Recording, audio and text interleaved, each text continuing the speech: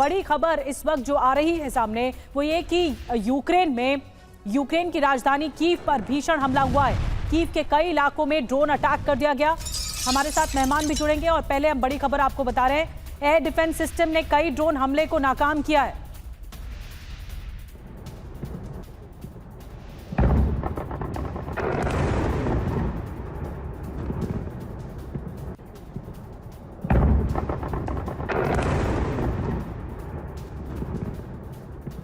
तो यूक्रेन की राजधानी कीव पर भीषण हमला हुआ है। कीव के कई इलाकों में ड्रोन अटैक हुआ है। एयर डिफेंस सिस्टम ने कई ड्रोन हमले को नाकाम किया है।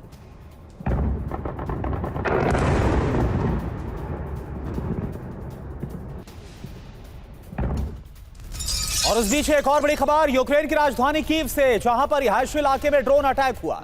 देर रात ड्रोन हमलों के बाद दहशत में है कीव। यूक्रेन का दावा, कई हमलों को नाकाम किया गया। ये देखिए तस्वीरें आपके सामने। और ज्यादा आक्रामक होकर रूस ने यूक्रेन के ऊपर ये बारूद बरसाया।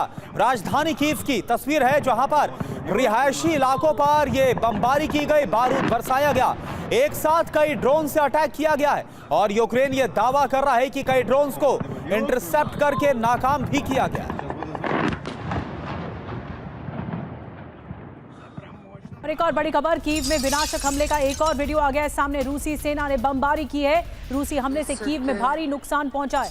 लगातार तीसरे दिन विनाशक हमले हो रहे हैं।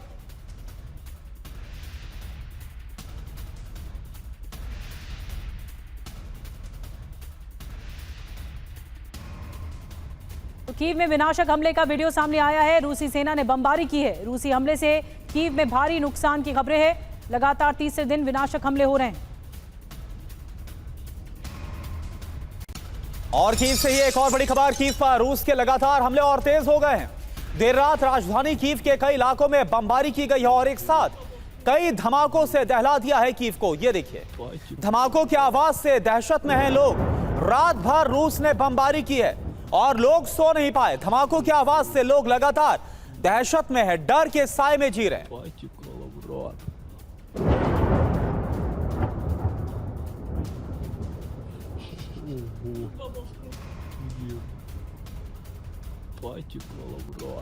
और कीव से ही एक और बड़ी खबर, कीव के आसपास भी इलाकों में ड्रोन अटैक किया गया। न सिर्फ कीव बल्कि आसपास के इलाकों में भी बारूदी कोहरा मचाया। ये देखिए आप, यूक्रेन के सोलोमिंस्की में भी कई ड्रोन अटैक। रिहायशी इलाकों पर ड्रोन हमले से भारी नुकसान। तस्वीरें आपके सामने।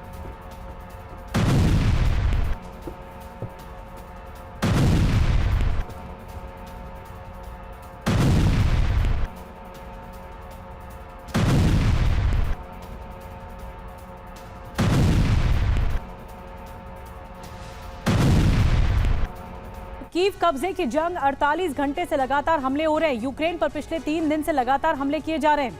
कीव को कब्जे में लेने की जंग है। 48 घंटे से जो हमले हो रहे हैं, आपको बताते हैं 16 सितंबर कीव पर 172 ड्रोन से अटैक हुआ। जपोरिजिया में 100 से ज्यादा ड्रोन हमले हुए।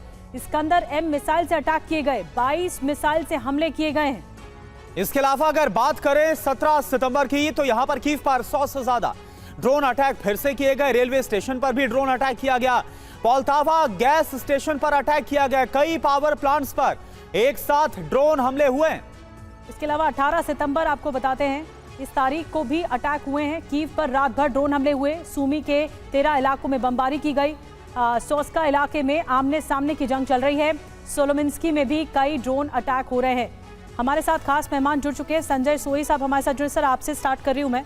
ये जो हमले हो रहे हैं 48 घंटे से लगातार, ये क्या दर्शाता है कि इस वक्त जो ग्राउंड जीरो पर हो रहा है, जो इस वक्त सेना लड़ रही है रूस की या यूक्रेन की सेना पलटवार कर रही है, ये क्या जंग अपने अंतिम पड़ाव पर है या फिर इस लेवल से जंग को आगे बढ़ाया जाएगा? देखिए, ऐसा है कि पिछले कुछ दिनों में हम देख रहे हैं कभी यूक्रेन का पाला भारी होता है, कभी रशिया का पाला भारी होता है। पिछले हफ्ते में हमने देखा था कि यूक्रेन ने कई रशिया के रिफाइनरीज पर हमला किया था, काफ़ी सक्सेसफुल हमला किया था। और ज़मीन पर भी उन्होंने रशिया के फॉरवर्ड पोस्ट पे हमले किए थे। अभी रशिया ने जिस प्रकार से बदला लिया और जो हमले किए जा रहे हैं, जो काफ़ी खतरनाक, ज़ैपोरिज़िया इलाका, कीव की इलाका और बाकी डेप्थ के इलाकों पर, रेलवे कम्युनिकेशन के ऊपर जैसे आप बता रहे थे, वो हमले करके एक तरह से कमर तोड़ने वाली बात हो रही है। यहाँ पर देखिए 2 बातें निकल के आती हैं कि रशिया यूक्रेन की बात को मानने को तैयार नहीं है और यूक्रेन रशिया की शर्तों को एक्सेप्ट करने को तैयार नहीं है। तो ये बातचीत आगे बढ़ेगी कैसे? यहाँ दोनों ही पक्ष कहीं ना कहीं कोशिश कर रहे हैं कि दूसरे के ऊपर इतना नुकसान करके उनके ऊपर प्रेशर डाला जाए कि वो नेगोशिएटिंग टेबल पर आए और जो पक्ष स्ट्रांग हो उसकी बातें मानी जाए। इस समय में देखा जाए तो यूरोप खुल के यूक्रेन के साथ है और यूक्रेन को हर तरह की इंटेलिजेंस, हथियार और एम्यूनिशन की मदद मिल रही है। यही कारण है कि यूक्रेन इतने हमले कर पा रहा है। और रशिया इस समय में जैसे ईरान के द्वारा उनको ड्रोन मिल रहे हैं, नॉर्थ कोरिया के द्वारा सपोर्ट है। तो लेकिन एक बात देखने में आई है, मैंने कुछ दिनों में निधि ये देखा है कि अभी यूक्रेन के जो हमले हैं वो ऑयल रिफाइनरीज, एम्यूनिशन डंप उस पर पड़ रहे हैं ताकि रशिया की इकोनॉमी को चोट पहुंचाए। बिल्कुल, रूस में 1400 किलोमीटर अंदर यूक्रेन का हमला हुआ है। रूस के बशकोर्तोस्तान में यूक्रेन की तरफ से ड्रोन अटैक। ये देखिए आप, रिटेलिएशन, बदले की कार्रवाई यूक्रेन की तरफ से भी। हमले के बाद धुएं का गुबार उठता हुआ नजर आ रहा है। बड़ा हमला, भीषण हमला।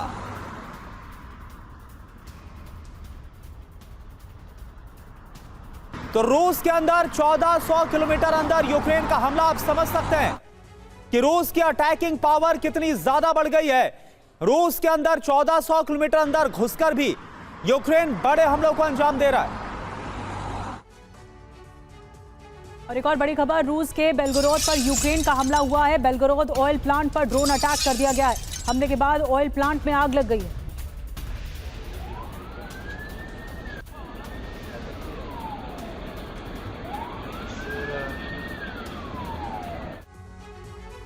और वहीं खरसों की बात की जाए तो यहां पर रूसी काफिले पर यूक्रेन ने किया एक और बड़ा हमला। तस्वीरें आपको दिखाते हैं। यूक्रेनी हमले में रूसी T-62 टैंक तबाह हो गया। ये देखिए आप, जलकर खाक हो गया। तस्वीरें आपके सामने खरसों से, जहां पर रूसी काफिला जो कि मूव कर रहा था उस पर अटैक किया है यूक्रेन ने। और इसके बाद क्या हाल हुआ इस रूसी काफिले का, आप खुद तस्वीरें देखकर अंदाजा लगा सकते हैं।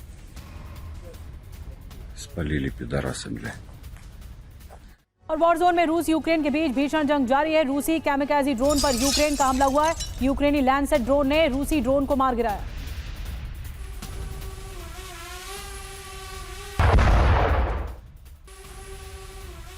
तो तस्वीरें आपको दिखा रहे हैं वॉर जोन से रूस यूक्रेन के बीच में भीषण जंग की तस्वीरें। कैमिकाज़ी ड्रोन पर यूक्रेन का हमला। यूक्रेनी लैंडसेट ड्रोन ने रूसी ड्रोन को मार गिराया।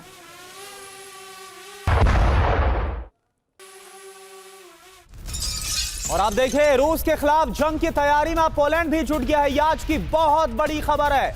युद्ध का विस्तार होता हुआ नजर आ रहा है। पोलैंड ने बॉर्डर पर बम शेल्टर्स बनाना शुरू कर दिए हैं। आखिर इस तैयारी का मकसद क्या है, मतलब क्या है, होने क्या वाला है, ये बड़ा सवाल है। एक्सपर्ट्स समझेंगे। मनीष झा भी हमें ज्वाइन कर चुके हैं, उनके पास भी आएंगे। देखिए आप, रूस से ड्रोन घुसपैठ के बाद पोलैंड का यह फैसला, ईस्ट शील्ड प्रोग्राम के तहत बॉर्डर की सुरक्षा बढ़ाई गई है। तो रूसी ड्रोन से कोहराम मचा है फ्रंटलाइन पर। अब पोलैंड तैयारियां क्या है, पोलैंड का एक्शन आप देखिए। रूस के खिलाफ बहुत बड़े युद्ध की तैयारी में पोलैंड है। बॉर्डर पर भारी मात्रा में बम शेल्टर्स का निर्माण किया जा रहा है। लोगों की सुरक्षा के लिए 3000 इमारतें तैयार की गई हैं। पैट्रियट सिस्टम का टेस्ट तक किया गया, जो एयर डिफेंस सिस्टम है। आयरन डिफेंडर 25 का परीक्षण किया गया है पोलैंड की तरफ से। और पोलैंड में नेटो की तैयारी चल रही है। नेटो देशों के फाइटर जेट की तैनाती हो रही है। परमाणु युद्ध की क्या तैयारी है, फ्रांस के साथ न्यूक्लियर वेपन की तैनाती भी हो रही है। और वहीं पोलैंड के अलावा बाकी नेटो कंट्रीज की बात करें तो वो भी अब युद्ध की तैयारी में जुट गए हैं रूस के खिलाफ। किस देश की क्या तैयारी, आइए आपको समझाते हैं। यूक्रेन युद्ध का विस्तार, नेटो अब कितना तैयार है, आप देखिए। नंबर 1 जर्मनी की बात करें, भारी मात्रा में सैनिकों की भर्ती अभियान यहां पर हो रहा है। लिथुआनिया की बात करें तो रूस बेलारूस सीमा पर ड्रैगन टीथ लगाए जा रहे हैं। लातविया की बात करें तो बॉर्डर पर खाई खोद रहा है लातविया। फिनलैंड में रूस बॉर्डर पर बॉम्बर्स की तैनाती हो रही है। फ्रांस क्या कर रहा है, यूरोप में न्यूक्लियर अम्ब्रेला बना रहा है। तो ब्रिटेन पोलैंड में टाइफून लड़ाकू विमान को भेज रहा है। सुशील कुमार सिंघल सर हमारे साथ हैं। सर, लगातार हम देख रहे थे, चाहे बड़े हमलों को अंजाम देना हो या फिर ये तैयारियां हो, ये कहा जा रहा था कि ये सब कुछ बातचीत की टेबल पर लाने से जुड़ी रणनीति है, प्रेशर टैक्टिक्स से। लेकिन अब जो तैयारियां हो रही है, जो जमीन पर, जो सतह पर नजर आ रहा है, क्या लग रहा है आपको सर, क्या होने वाला है? जैसा आपने अभी बताया कि नेटो कंट्रीज भी तैयारी कर रहे हैं। आपने पोलैंड के बारे में बताया, लैटविया के बारे में बताया, जर्मनी के बारे में बताया। जो रशिया को जो टैक्टिक्स है, मेरे हिसाब से, मेरे विचार से, जो मुझे लग रहा है रशिया इंटरेस्टेड नहीं है इसको एक्सपेंड करने के लिए। अच्छा। लेकिन वो क्या चेक कर रहा है, उनका रेस्पॉन्स टाइम, उनकी क्या कैपेबिलिटीज़ हैं, उसको चेक कर रहा है। दूसरा, एक तरीके से वो प्रेशर भी बना रहा है उनके ऊपर कि वो हमसे बातचीत करें, क्योंकि नहीं तो वो दिखा रहा है, रशिया दिखा रहा है मेरी शर्तें नहीं मानी, और या आपने मेरे को बहुत ज़्यादा पिन पॉइंटेड अटैक किए, जैसा कि यूक्रेन कर रहा है। इन्होंने बहुत पिन पॉइंटेड अटैक किए हैं। उनके गैस का जो पाइपलाइंस हैं, गैस की पाइपलाइन, ऑयल पाइपलाइन, पावर्स जो उनका पावर जनरेशन यूनिट्स हैं या पावर प्लांट्स हैं, उनके ऊपर उन्होंने अटैक किया है। या अभी आपने जैसे बताया कि बहुत ही पिन पॉइंटेड उनकी प्लाटून के ऊपर अटैक हुआ है। तो वो दिखाने की कोशिश कर रहे हैं कि अगर आपने बहुत ज़्यादा सपोर्ट किया तो ये एक्सपेंड भी हो सकता है।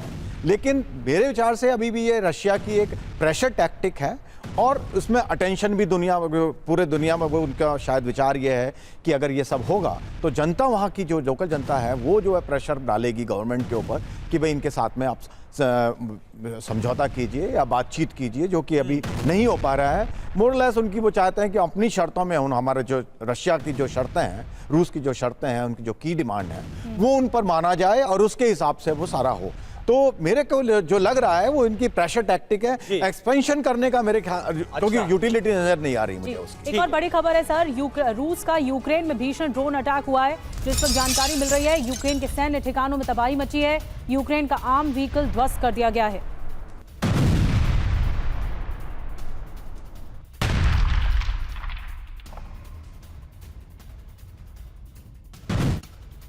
और वहीं कुर्स्क की बात की जाए तो कुर्स्क में यूक्रेन की तरफ से हमले को अंजाम दिया गया, ड्रोन एक्शन यहां पर देखने को मिला है। कुर्स्क के चर्च में ड्रोन ऑपरेटर को तैनात किया गया।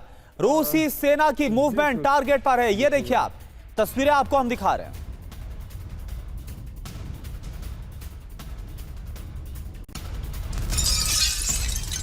और यूक्रेन पर प्रचंड हमलों की तैयारी में इस वक्त रूस दिखाई दे रहा है। यूक्रेन के साथ 7 लाख सैनिक लड़ रहे हैं जंग।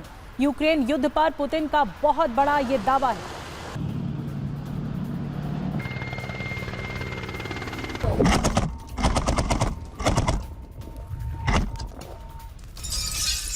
और देखिए इस बीच खबर क्या आ रही है कि अब यूक्रेन युद्ध को और ज्यादा एक्सपेंड, यानी कि विस्तार देने के मूड में रूस नजर आ रहा है। व्लादिमीर पुतिन की जो रणनीति है वो इस तरफ बढ़ती हुई नजर आ रही है। राष्ट्रपति पुतिन का बहुत बड़ा दावा, अपना रक्षा बजट बढ़ा सकता है रूस।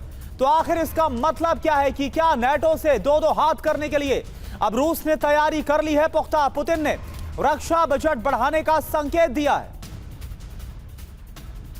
तो यूक्रेन युद्ध के विस्तार के लिए एक बड़ा कदम उठाया जा रहा है। अपना रक्षा बजट बढ़ाने की सोच रहा है रूस, और साथ ही साथ अपने सैनिकों को भी बढ़ाने की सोच रहा है। यानी जो बूट्स ऑन ग्राउंड है उसकी तैनाती तो ज्यादा हो ही रही है, लेकिन साथ में अपना जो बजट है युद्ध लड़ने का वो भी आगे बढ़ाने का इस वक्त प्लान तैयार किया जा रहा है रूस की ओर से। तो आपको बता दें पुतिन क्या चाह रहे हैं, वॉर प्लान क्या है।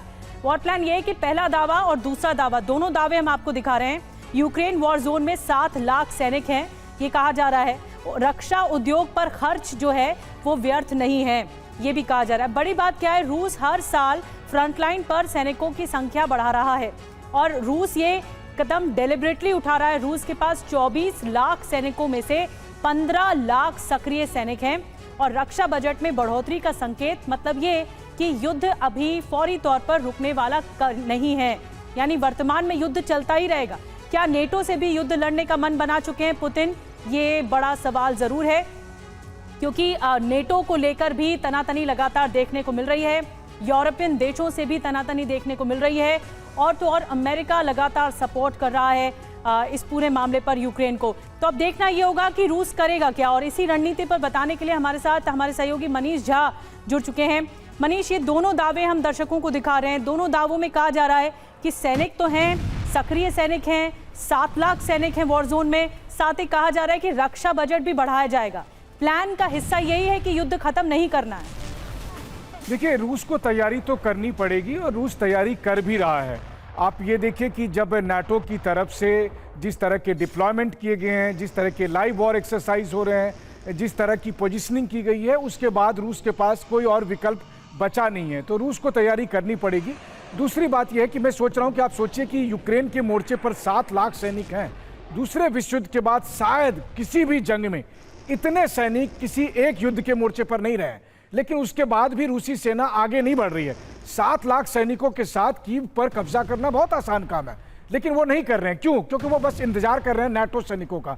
जब असली जंग होनी है वो इस बात को समझ रहे हैं कि यूक्रेन केवल एक कुरुक्षेत्र है, एक रण क्षेत्र है, उससे ज्यादा उसकी भूमिका नहीं है। इसलिए कीव पर कब्जा नहीं करना है, बल्कि नाटो से कैसे लड़ना है, यूरोप से कैसे लड़ना है, उसकी तैयारी करनी है। और जहां तक रक्षा बजट का सवाल है, तो आप देखिए रूस से लड़ने के लिए यूरोप ने $900 बिलियन का फंड रखा है, जो कि भारत के रक्षा बजट से 15 गुना ज्यादा है। तो वैसी स्थिति में रूस को अपने रक्षा बजट को कई गुना बढ़ाना पड़ेगा ताकि वो नाटो के साथ मैच कर सके। रूस के पास एक ही प्लस पॉइंट है कि अमेरिका और नाटो के सभी देशों को मिला दें तब भी जितने परमाणु बम हैं उससे अधिक रूस के पास अकेला है। ये एक डेटरेंट है, लेकिन अभी भी बहुत कुछ किया जाना बाकी है। बिल्कुल। और मनीष, सवाल यह भी कि क्या ये इंडिकेशन इस बात का कि रूस को भी समझ में आ रहा है, पुतिन ये समझ रहे कि आज नहीं तो कल ये टकराव होगा, रूस वर्सेस नेटो, और इसके लिए तैयारी है। डोनेट्स्क में रूस का बारूदी प्रहार फैब 250 बम से हमला किया गया। रूस के हमले में रिहायशी इमारत तबाह, बमबारी में 5 लोगों की मौत।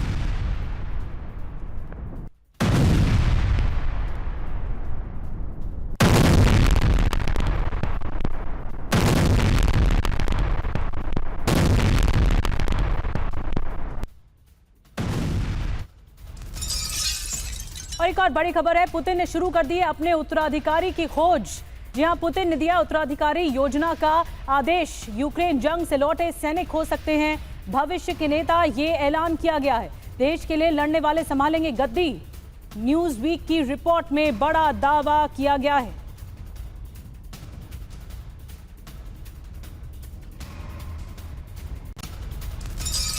और देखिए, पुतिन के बाद भी बना रहेगा रूस और पश्चिम यानी कि वेस्टर्न वर्ल्ड के बीच, वेस्टर्न कंट्रीज के बीच तनाव। रूस में अगले नेतृत्व के लिए पुतिन का विध्वंसक ये फैसला है। यूक्रेन से लौटे योद्धा को उत्तराधिकारी बनाने की योजना के संकेत हैं। हमें ऐसे लोगों को खोजना होगा जो देश की सेवा में निडर हो, यह पुतिन की तरफ से कहा गया। 15 लाख से ज्यादा सैनिक अभी तक युद्ध में शामिल है, यानी कि पुतिन और उनके बाद भी जो कोई भी नेतृत्व करेगा, रूस का जो स्ट्रेटेजी है वो एंटी वेस्टर्न वर्ल्ड ही रहने वाली है।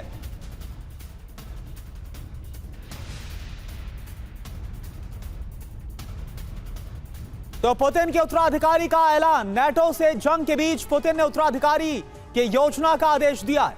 पुतिन ने रूस का अगला राष्ट्रपति कौन होगा इसका ऐलान कर दिया है।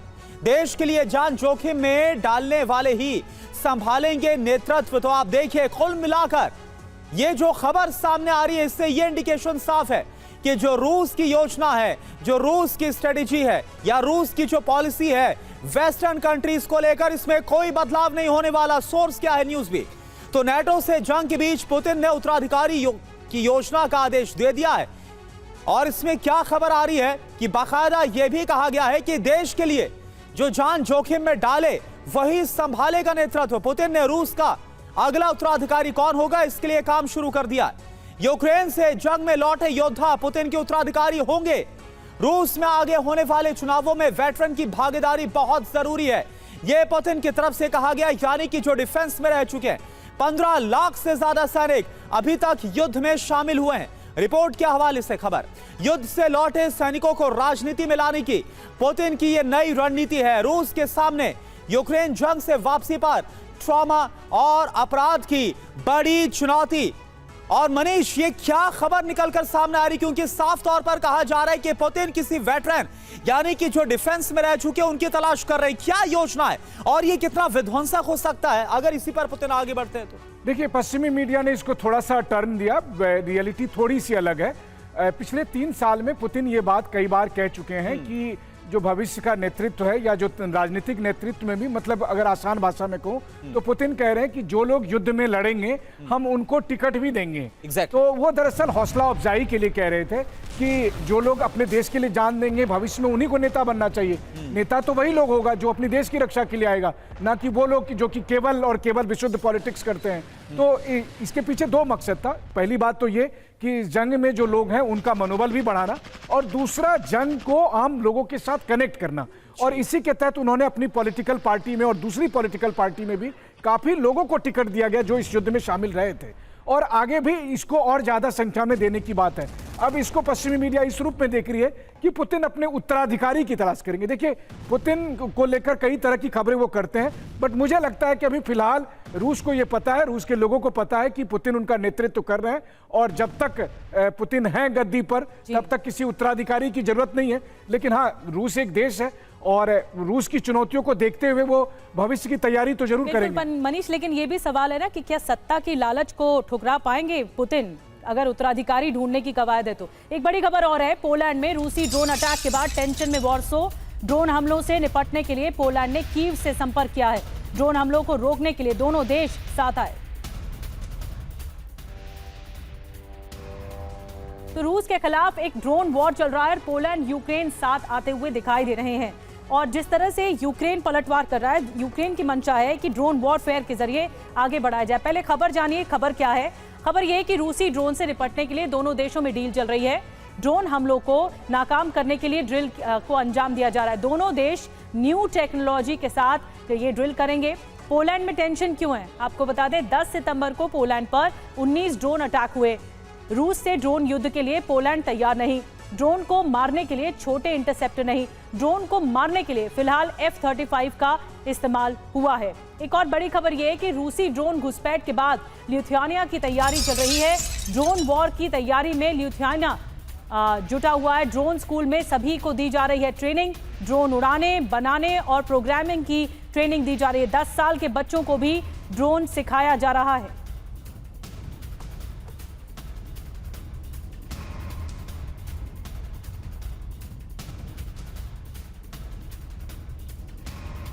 और एक और बड़ी खबर, यूक्रेन जंग के लिए अमेरिका का बहुत बड़ा प्लान। यूक्रेन को स्वार्म ड्रोन तकनीक देगा अमेरिका, यह खबर आ रही है। 33,000 AI ड्रोन भेज सकता है यूक्रेन। एफटी की रिपोर्ट में यह बहुत बड़ा दावा। तो आप देखिए, एक तरफ अमेरिका लगातार यह बोलता है कि वो हर हाल में चाहता है ताकि ये जो जंग है वो खत्म हो जाए, शांति आए, लेकिन हो क्या रहा है? हो असल में यह रहा है कि अमेरिका और ज्यादा यूक्रेन को पावरफुल बना रहा है। अमेरिका और ज्यादा हथियार की सप्लाई यूक्रेन तक कर रहा है। अब सवाल यह उठता है कि क्या इससे जो युद्ध है वो थमेगा या फिर और भड़केगा? सवाल यह है कि इस स्ट्रेटजी के बाद क्या व्लादिमीर पुतिन अमेरिका पर, डोनाल्ड ट्रंप पर विश्वास करेंगे या फिर वो इसे एक विश्वासघात के तौर पर लेंगे? तो ट्रंप का नया प्लान क्या है? ड्रोन से वर्ल्ड वॉर क्या अब तय है? तो ट्रंप का नया प्लान अब ड्रोन से वर्ल्ड वॉर। बड़ी बात क्या है यह आपको बताते हैं। दरअसल यूक्रेन युद्ध ड्रोन गेम चेंजर साबित हुआ, यह हम लगातार शुरुआत से देख रहे हैं। दोनों तरफ से ड्रोन से लगातार एक दूसरे पर भीषण अटैक हो रहे हैं। यहां तक कि मॉस्को तक की बात करें तो वहां पर भी ड्रोन से संभव हुआ है हमला। इसके अलावा दावा क्या है? अमेरिका यूक्रेन को 33,000 AI ड्रोन देगा, यानी बहुत बड़ी खेप है। बड़ी तादाद में यूक्रेन को आधुनिक ड्रोन स्वार्म तकनीक दिए जाएंगे अमेरिका की तरफ से। ज़ेलेंस्की क्या दावा कर रहे हैं? अमेरिका के साथ 1 करोड़ ड्रोन बनाने का पूरा प्लान है। यानी कि यहां तो सिर्फ 33,000 की बात है, लेकिन आगे तो तैयारी बहुत बड़ी है, बहुत ही विनाशक है। संजय सोई सर हमारे साथ है। सर, किस बात पर बिलीव किया जाए अमेरिका की? जब वो शांति की बात करता है उस पर बिलीव करे, या फिर जो हो रहा है, जो खबरें सामने आ रही है, और हथियार दे रहा है यूक्रेन को और युद्ध भड़केगा इससे?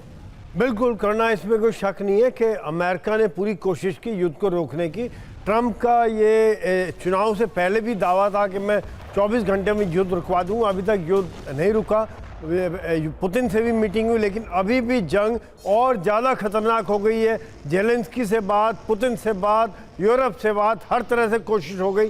तो नेचुरली अभी उन्होंने वो प्रेशर डालने के लिए कि भाई अगर जंग नहीं रोकते हो तो मैं और हथियार दूंगा। और ये करना मैं बताना चाहूँगा, अगर ये 33,000 AI स्वार्म ड्रोन आ जाते हैं तो ये एक बहुत बड़ा गेम चेंजर साबित होगा। क्योंकि अगर हम अभी देख रहे हैं कि किस प्रकार से ड्रोन्स एक युद्ध का एक अहम हिस्सा बन चुके हैं और दोनों ही पक्ष ड्रोन्स का बहुत ज़्यादा इस्तेमाल करें। यहाँ तक कि अब देखें कि अभी आप बता रहे थे किस प्रकार से पोलैंड और बाकी यूरोप के देश अभी इस काबिल नहीं हैं कि ड्रोन्स का काउंटर कर सकें। तो अगर इस तरह के अमेरिका की सपोर्ट मिलती तो यहाँ शायद मॉस्को को ये आखिरी चेतावनी के तौर पर मैं देख रहा हूँ कि अगर आपने नहीं अभी भी बात मानी और अभी भी नेगोशिएटिंग टेबल पर नहीं आए तो यहाँ पर ये गेम चेंजिंग के तौर पे हम ये AI ड्रोन, स्वॉर्म ड्रोन देंगे, और जो अगर ड्रोन जाते हैं तो ये आपस में कम्युनिकेट कर सकते हैं। इतनी बड़ी संख्या में आते हैं कि एयर डिफेंस सिस्टम को स्वॉर्म ओवरलोड कर देते हैं, वो हैंडल नहीं कर पाता है, और इनके अंदर वो क्षमता है कि आपस में कम्युनिकेट करके वहीं पे AI के द्वारा क्या टारगेट तो है। सर एक बड़ी खबर है, आपने ठीक कहा, और अब इस पर आगे की रणनीति देखनी होगी। बड़ी खबर ये भी मिल रही है कि साउथ चाइना सी में महायुद्ध की टेंशन चल रही है। फिलीपींस स्ट्रेट में ब्रिटिश युद्धपोत की हो सकती है एंट्री। ब्रिटेन फिलीपींस से कर रहा है बड़ी डील।